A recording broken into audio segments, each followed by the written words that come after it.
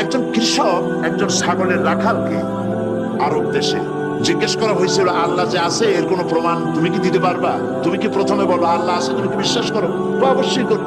আল্লাহ আছে, এর কোনো প্রমাণ আছে তোমার কাছে? কোনো প্রমাণ নাই। তবে আমি বুঝি আল্লাহ আছে। বলে কেমনে? যে আমি তো ছাগলের রাখাল, আমি তো লেখাপড়া করিনি, আমি দার্শনিকও না, বিজ্ঞানীও না, কিছু না, ছাগল পালি। আমি চিন্তা করি ছাগলে খায় ঘাস আর পায়খানা করে কতগুলো ক্যাপসুলের মতো ট্যাবলেট। আল্লাহ যদি না থাকবে এগুলো হয় কেমন? ওর মাথা যেমন ও বুঝছেও তেমন। কথা বুঝতে পেরেছেন?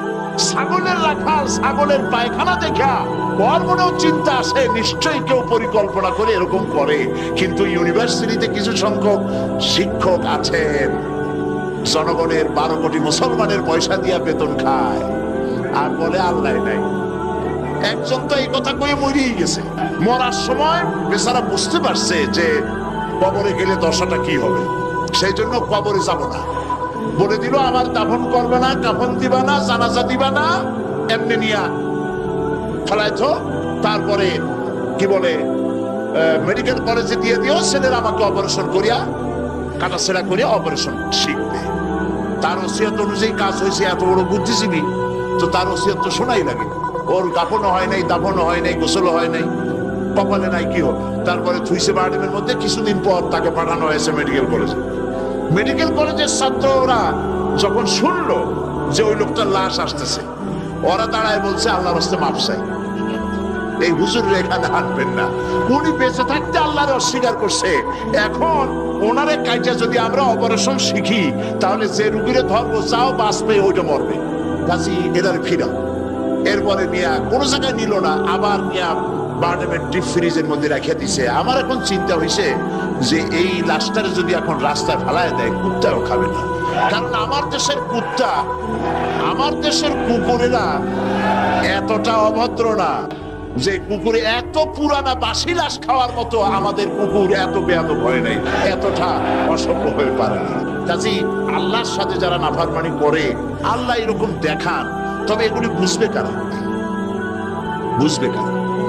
আল্লাহ রাব্বুল আলামিন বলেন ওয়াতিলকাল আমসালু নাদরিবুহা লিন্নাস ওয়া মা ইয়াকিলুহা ইল্লাল আলিমুন। অসংখ্য দৃষ্টান্ত এই পৃথিবীর বুকে ছড়ায় রেখেছি।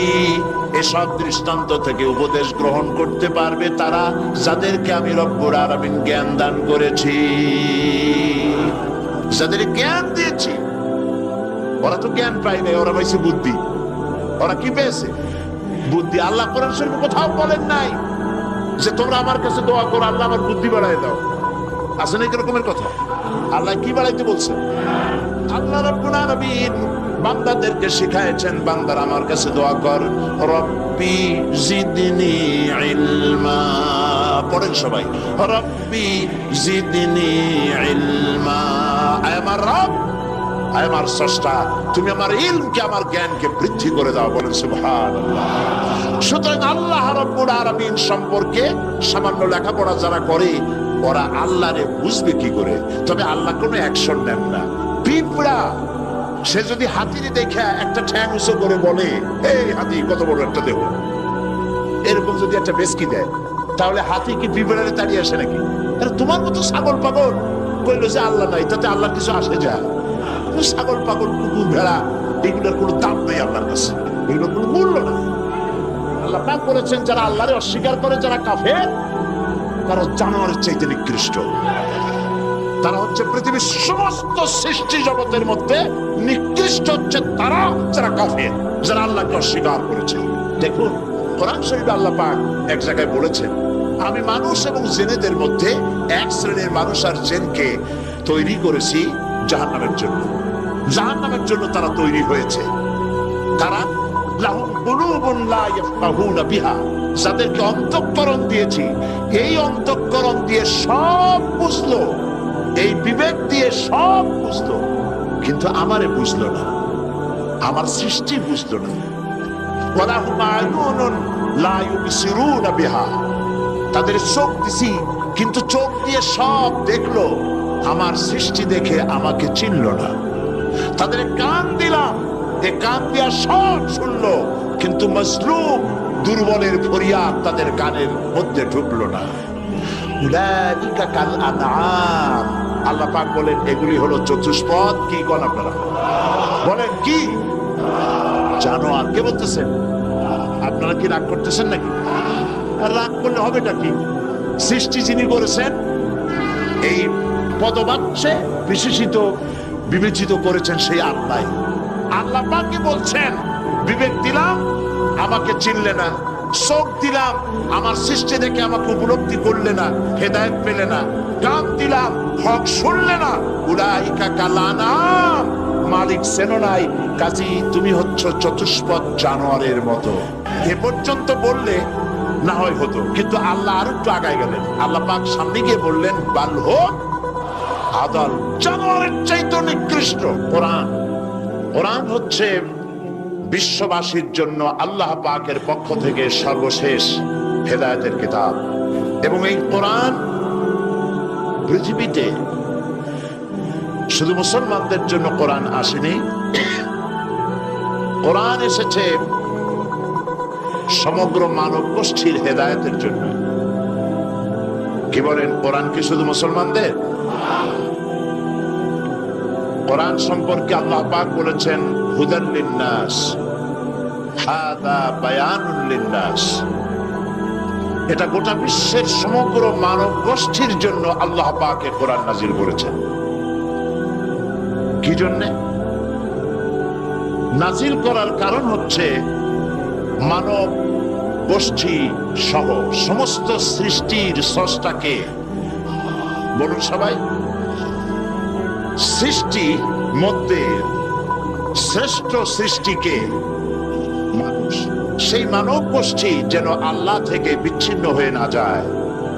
তারা কিভাবে পথ চলবে, কেমনে তারা এই দুনিয়ায় চলবে, কিভাবে আল্লাহকে পাবে, সেই জন্য আল্লাহ পাক যুগে যুগে পেগম্বর পাঠিয়েছেন, অসংখ্য নবীদেরকে পাঠিয়েছেন, এবং তাদের মাধ্যমে জাতিকে, বিশ্ববাসীকে আল্লাহর দিকে আকৃষ্ট করার জন্য আল্লাহ পাক কিতাব নাজিল করেছেন। রাসূলের কাছে এই কিতাব নাজিল করে আল্লাহ পাক বলেছেন আলিফ লাম রা কিতাবুন আনজালনাহু ইলাইকা, হে নবী আমি আপনার প্রতি একখানা কিতাব অবতীর্ণ করেছি এই জন্য, লিতুখরিজান নাসা, যাতে করে আপনি মানব মণ্ডলীকে বের করে আনতে পারেন, মিনাজ জুলুমাতি ইলান নূর, আপনি যাতে করে মানব গোষ্ঠীকে অন্ধকার থেকে আলোর দিকে নিয়ে আসতে পারেন, সেই জন্য আমি এই কিতাবকে অবতীর্ণ করেছি। গোটা বিশ্ববাসী ছিল অন্ধকারের মধ্যে, আর আল্লাহ ইসলাম দিলেন, ইসলামের নাম, ইসলাম হচ্ছে আলো। আর একখানা কিতাব দিলেন, সেই কিতাবের নাম হচ্ছে কোরআন শরীফ। কিতাবখানার নাম কি? কোরআন শরীফ। আপনারা লক্ষ্য করুন, রাসূল করিম সাল্লাল্লাহু আলাইহি সাল্লাম যখন পৃথিবীতে এসেছিলেন তখন সমাজের অবস্থা কেমন ছিল? খারাপ ছিল না ভালো ছিল? ভালো ছিল না খারাপ ছিল? অত্যন্ত খারাপ ছিল। এই খারাপ জাতিকে, এই ধ্বংস প্রায় জাতিকে রাসূল করিম সাল্লাল্লাহু আলাইহি সাল্লাম ভালো করতে পেরেছিলেন নাকি পারেন নাই? একটি কথা আপনারা মনে রাখুন, মানুষের জীবনে মায়ের পেট থেকে যখন পৃথিবীতে আসে তখন তার শৈশব কাল, তার থেকে আসে কৈশোর, কৈশোর থেকে এসে তারুণ্য, এরপরে আসে যৌবন, তারপরে আসে বার্ধক্য। একবার বার্ধক্য এসে গেলে আর কখনো যৌবনে ফিরে যাওয়া, আর যৌবন কালে এসে গেলে আর কখনো তারুণ্যে অথবা কৈশোরে ফিরে যাওয়া, কৈশোরে এলে পরে শৈশবে আর ফিরে যাওয়া, এটা শুধু মানুষের ব্যাপারে প্রযোজ্য। খুব লক্ষ্য করুন, এটা শুধুমাত্র মানুষের জন্য প্রযোজ্য, সৃষ্টির প্রাণী জগতের জন্য এটা প্রযোজ্য যে যৌবন থেকে বার্ধক্যে গেলে আর যৌবনে ফিরে যাওয়া যায় না। কিন্তু এই কথা একটা জাতির ব্যাপারে প্রযোজ্য নয়। একটা জাতি যখন অনৈতিকতা, চরিত্রহীনতা, ধ্বংসের প্রান্ত সীমায় এসে দাঁড়ায়, তখন ওই মরণ উন্মুখ, বিস্ফোরণ উন্মুখ মরে যাওয়া জাতিকে আবার তার যৌবনে ফিরিয়ে দেওয়া যায়। তার প্রমাণ রাসূল করিম সাল্লাল্লাহু আলাইহি ওয়াসাল্লাম মরা জাতিকে জিন্দা করে দিয়েছিলেন।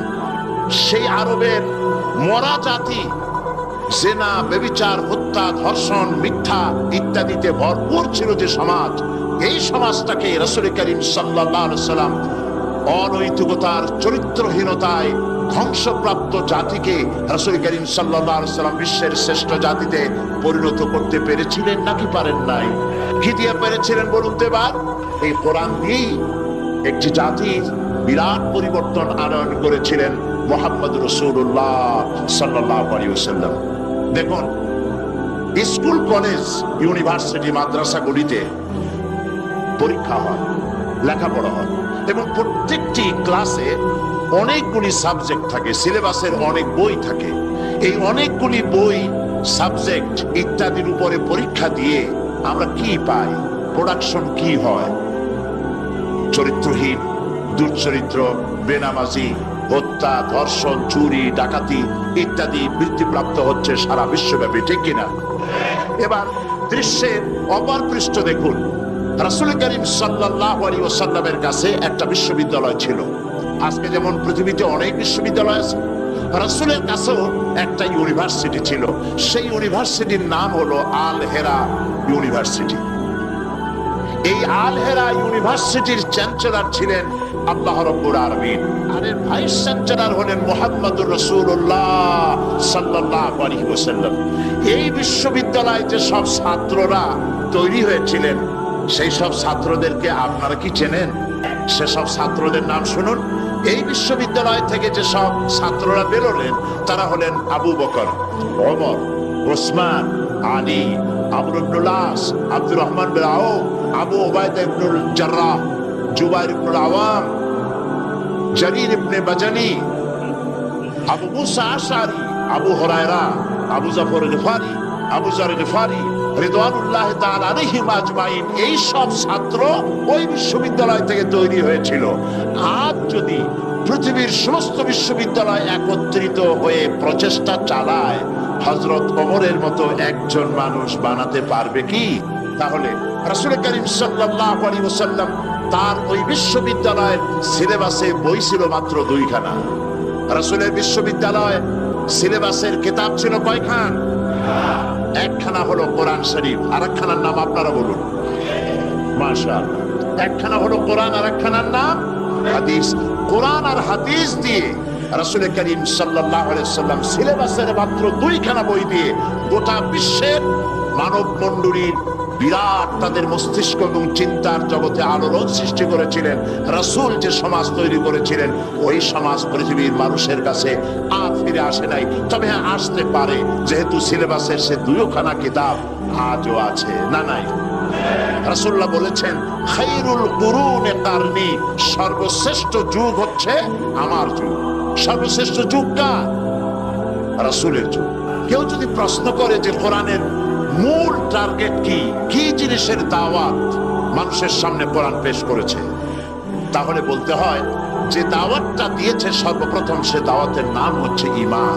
তো আমি এখন যে জিস্ট সাংবাদিক ভাইদের জন্য বলতে চাই, সেটা হলো এই যে মুমিন ব্যক্তির নিকট ইসলামের সর্বপ্রথম দাবি হচ্ছে ঈমান। আর এই ঈমান আল্লাহ এবং তার রাসূলের পেশকৃত কতগুলি বিষয়ের প্রতি নিঃশর্ত বিশ্বাসের নাম হচ্ছে ঈমান। শুধু নামাজ, রোজা এবং উমরা পালনের মাধ্যমে ঈমানের দাবি পূরণ হয় না। জীবনের সকল দিক এবং বিভাগে আল্লাহ এবং রাসূলের পূর্ণাঙ্গ নিঃশর্ত আনুগত্যই ঈমানের দাবি। এর বিপরীত আচরণের নাম মুনাফিকি বা কুফরি। আমাদের দেশে দুর্ভাগ্যজনকভাবে, অত্যন্ত দুর্ভাগ্যজনকভাবে রাষ্ট্রীয় পৃষ্ঠপোষকতায় ঈমানের বিপরীত কার্যক্রম শুরু হয়েছে। যেমন আগুনকে সম্মান প্রদর্শন করা, ভাস্কর্যের নামে যত্রতত্র মূর্তি নির্মাণ করা, মানুষের প্রতিকৃতি ছবি স্থাপন এবং তাতে মাল্যদান করে মাথা নিচু করে সম্মান প্রদর্শন করা, কপালে তিলক পরা, হিন্দুয়ানি কায়দায় বর্ষবরণ করা, বসন্ত মেলা, পৌষ মেলা, ভালোবাসা দিবসের নামে বেহায়াপনা, মঙ্গল প্রদীপ জ্বালানো ইত্যাদি বাঙালি সংস্কৃতির নামে যা কিছুই করা হচ্ছে তার অধিকাংশই দ্বীন এবং ঈমানের সাথে আদৌ সঙ্গতিপূর্ণ নয়। আমরা লক্ষ্য করেছি দেশে যেটা হচ্ছে সেটা হচ্ছে হজ এবং উমরার নামে আমাদের নেতৃবৃন্দ এবং সরকারের উচ্চ পর্যায়ের ব্যক্তিবর্গ হজ এবং উমরার নামে মক্কা মদিনা গমন করেন, কিন্তু দাদা বাবুদেরকে খুশি করার জন্য গয়া, কাশী বা শান্তিনিকেতন থেকে সংস্কৃতি আমদানি করেন। এটা আর যাই হোক, এর নাম মুসলমানই নয়, এর নাম হচ্ছে সুস্পষ্ট মুনাফিকি। এখন অবস্থা দৃষ্টে যা আমরা দেখতে পাচ্ছি তা হলো এই, ধর্মনিরপেক্ষতার নামে ইসলামের ইতিহাস, ঐতিহ্য, সংস্কৃতি চিরতরে মুছে ফেলার জন্য মারাত্মক ষড়যন্ত্র চলছে।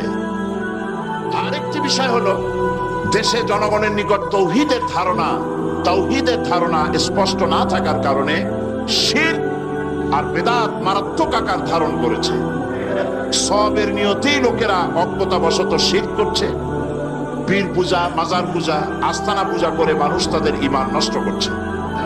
অন্যদিকে সাধারণ মানুষের অজ্ঞতার সুযোগ নিয়ে স্বার্থান্বেষী মতলববাজ কিছু লোক নিজেদেরকে অলি সম্রাট, সুফি সম্রাট, হুসনাক সম্রাট ইত্যাদি দাবি করে ইসলামের বিকৃত ব্যাখ্যা দিয়ে জনগণকে বিভ্রান্ত করছে। তাসাউফের মতো মহান এবং পবিত্র বিষয়টিকে ব্যবসার হাতিয়ার বানিয়ে ওরস শরীফ, গোসল শরীফ, নরস শরীফ, খসরস শরীফ এর নামে কুল্লু শরীফ করে মুসলমানদেরকে বিভ্রান্ত করছে।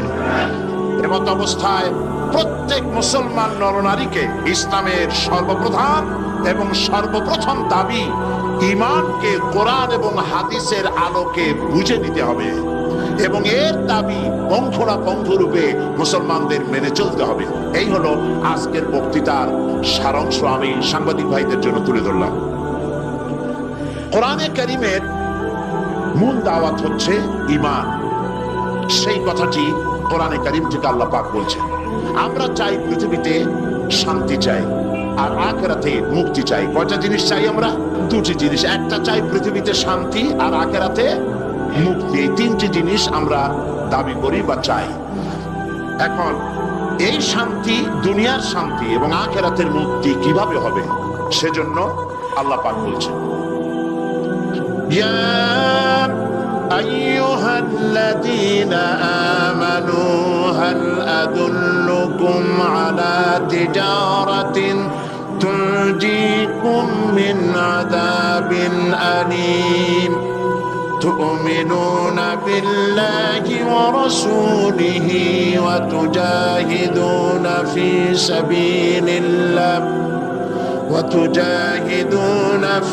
سبيل الله بأموالكم وأنفسكم ذلكم خير لكم إن كنتم تعلمون সাদাকাল্লাহুল আযীম। আল্লাহ পাক বলছেন সূরা আস-সাফ, হে বিশ্বাসীরা, তোমরা যারা ঈমান এনেছো শোনো, আমি কি তোমাদেরকে এমন একটা ব্যবসার কথা বলবো না যে ব্যবসায় তোমাদেরকে জাহান্নামের কঠিন পীড়াদায়ক শাস্তি থেকে রক্ষা করবে? এমন একটি ব্যবসার কথা আমি কি তোমাদেরকে বলবো না? তার মানে হচ্ছে অবশ্যই আমি তোমাদেরকে এরকম একটি ব্যবসার কথা বলবো। সুবহানাল্লাহ বলেন। কিভাবে চললে পরে জাহান্নাম থেকে মুক্তি পাওয়া যাবে সে কথাটি আল্লাহ পাক গোপন রাখেননি, ওপেন সিক্রেট। তিনি তো বান্দাদেরকে এজন্য সৃষ্টি করেন নাই যে বান্দাগুলি তিনি সব জাহান্নামে দিবেন। তিনি তৈরি করেছেন মানুষকে হেদায়েত যেন তারা পায়, সেই জন্য আল্লাহ পাক তাকে জ্ঞান দিয়েছেন, নবী দিয়েছেন, কিতাব দিয়েছেন। আল্লাহ পাক বলছেন আমি অবশ্যই এমন একটা ব্যবসার কথা তোমাদেরকে বলবো। সেই ব্যবসাটা কি? সেই ব্যবসাটা হচ্ছে, সেই ব্যবসার জন্য তিনটা পুঁজি লাগবে।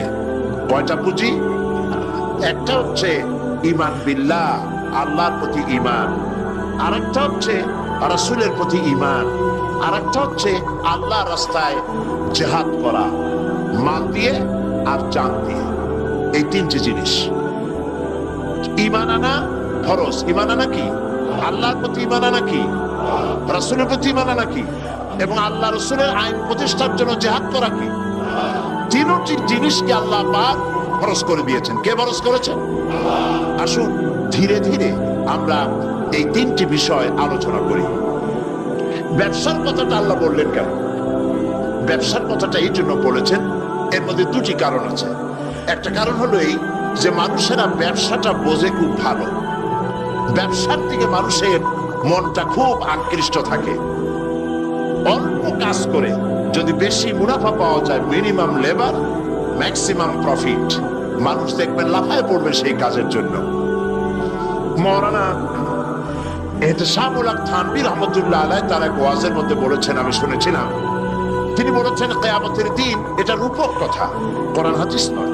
কিয়ামতের দিন এক ব্যক্তিকে উপস্থিত করা হবে, তাকে ফেরেশতারা জিজ্ঞেস করবে যে আল্লাহর বান্দা, তোমার তো নেক এবং পুণ্য, পুণ্য এবং পাপ, নেক এবং বদ, দুটি জিনিসই সমান সমান।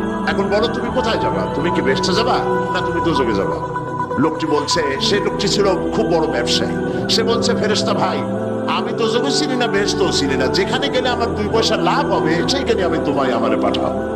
যে দ্বারা বোঝা যায় যে মানুষেরা ব্যবসার দিকে খুব বেশি আকৃষ্ট থাকে, যদি লস হয় দারুণ ভাবে মন খারাপ করে, একেবারে যায় যায় অবস্থা হয়ে যায়। এই জন্য ব্যবসার কথা আল্লাহ তুলে ধরলেন যাতে করে মানুষের মনটা ব্যবসার কথা শুনে আকৃষ্ট হয়। এ হলো এক। 2 নম্বরে, ব্যবসা করতে শুধুমাত্র পুঁজি লাগে না, আরো অনেক কিছু লাগে। শুধু পুঁজি হলে কি ব্যবসা হয়?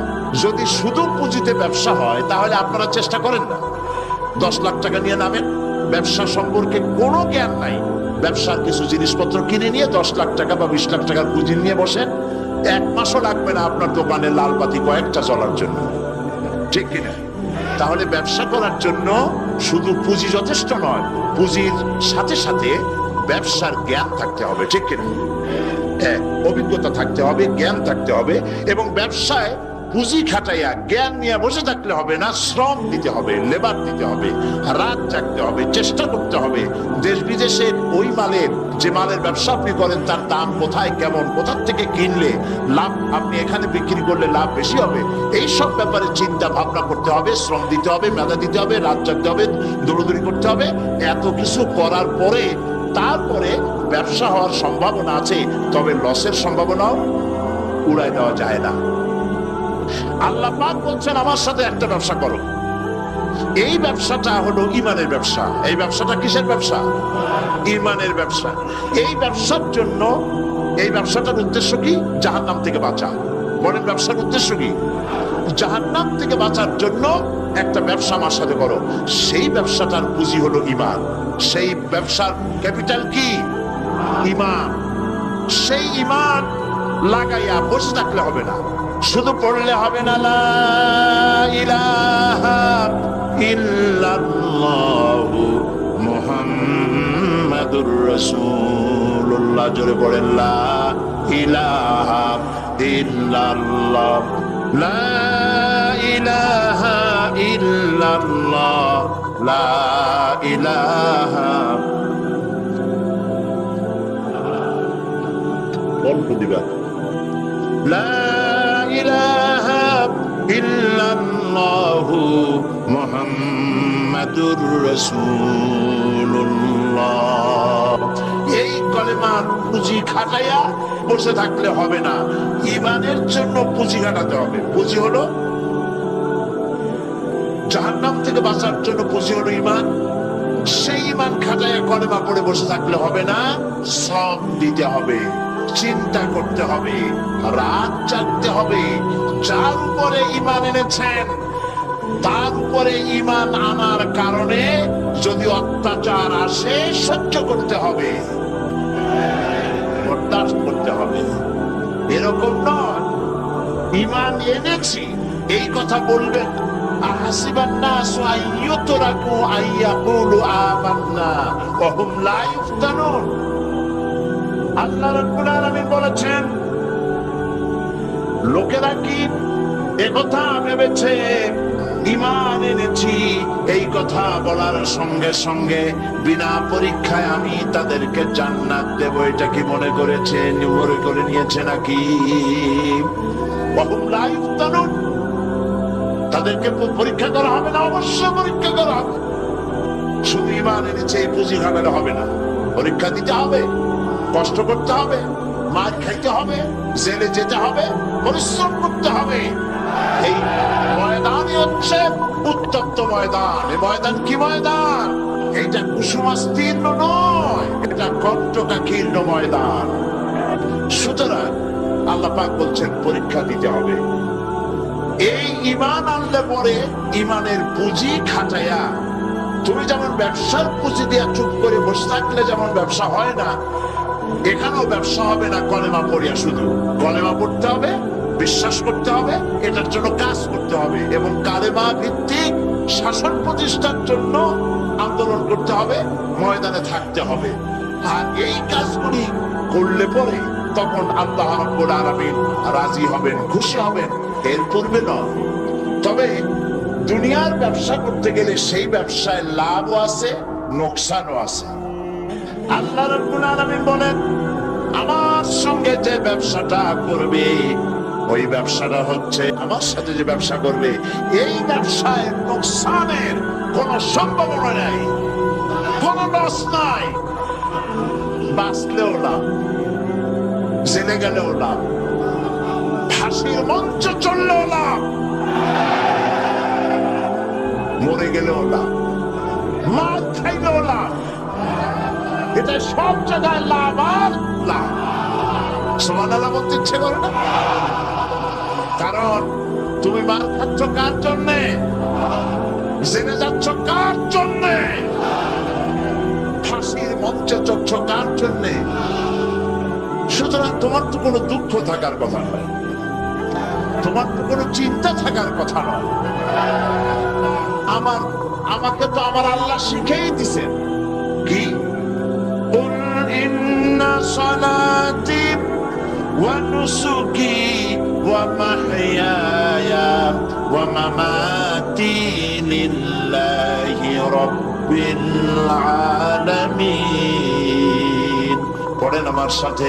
আল্লাহ পাক বলেন, বলো নিশ্চয়ই আমার নামাজ, আমার কুরবানি, আমার হায়াত, আমার মত সবকিছু আল্লাহ রাব্বুল আলামিনের জন্য।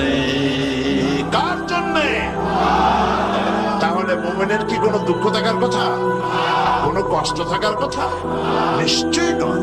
মুমিন সর্বাবস্থায় আল্লাহর উপরে রাজি থাকবে, খাইরিহি ওয়া শাররিহি মিনাল্লাহি তাআলা। আমার উপরে যদি কোনো বিপদ আসে অথবা আমার যদি কোনো সুখ আসে, সবকিছু কার পক্ষ থেকে? হয়রান হওয়ার, পেরেশান হওয়ার কোনো কারণ নাই। আমার জন্য যা হয় তার মধ্যে কল্যাণ আছে। আমি বুঝি না কল্যাণটা কত দূরে, তবে কল্যাণ হবেই হবে ইনশাআল্লাহ। আল্লাহ পাক বলছেন, শোনো, আল্লাহর উপরে ঈমান আনতে হবে। তুমিনুনা বিল্লাহ। আমরা কি জাহান্নাম থেকে বাঁচতে চাই? তাহলে আল্লাহ পাক বলছেন আমার উপর ঈমান আনো। এখন আল্লাহর উপর ঈমান আনার জন্য 4টি শর্ত আছে। কয়টি শর্ত? মুখস্থ করো। আল্লাহর উপর ঈমান আনার জন্য 4টি শর্ত। 1 নম্বরের শর্ত হচ্ছে আল্লাহ পাক আছেন, এটা বিশ্বাস করতে হবে। অনেক মুমিনও অনেক সময় প্রশ্ন করে বসে বিপদ দেখে, আল্লাহ কি আছে? এই চিন্তায় এই ধরনের পেরেশানি আর হতাশ হয়ে কথা বলতে পারে কেবলমাত্র যাদের ঈমান যত দুর্বল, বিপদে তারা তত বেশি হতাশ হয়। আর ঈমান যত সবল, সে জানে যে আল্লাহ পাকের ফয়সালার অতিরিক্ত কিচ্ছু হবে না। যা হবে সবটাই আমার আল্লাহ ফয়সালা। কার ফয়সালা? সুতরাং আল্লাহ পাকের উপরে ঈমানটা আনতে হলে 4টি শর্ত লাগবে। একটা হচ্ছে আল্লাহর উপরে ঈমান এনেছে এই কথাটা বললেই হবে না। ঈমান এনেছি, 4টি শর্ত লাগবে। প্রথম হচ্ছে আল্লাহ আছেন, এটা স্বীকার করতে হবে, বিশ্বাস করতে হবে। 2 নম্বরে আল্লাহর গুণাবলী সহ আল্লাহকে বিশ্বাস করতে হবে। 3 নম্বরে আল্লাহর ক্ষমতাটাকে স্বীকার এবং বিশ্বাস করতে হবে। 4র্থ নম্বরে আল্লাহ পাকের আদেশ এবং নিষেধ এর উপরে বিশ্বাস করতে হবে। আসলে একটা একটা করে আলোচনা করি। 1 নম্বরে আল্লাহ আছেন। আমার মনে হয় এই ব্যাপারে বক্তৃতা করার কোনো দরকার নাই, কারণ আল্লাহ নাই এই চিন্তা যারা করে তাদের এই মাহফিলে এসে বসার কোনো জরুরত নেই, ঠিক কিনা? তা আমি ধরে নিতে পারি যে যারা আসছেন, বসে আছেন, দাঁড়ায় আছেন, সব আল্লাহর বিশ্বাস করে। সুবহানাল্লাহ। আল্লাহ ছিলেন, আছেন, থাকবেন। যারা বিশ্বাস করে না এগুলো পোড়া কপাল, ঠিক কিনা? এই পোড়া কপাল নেই।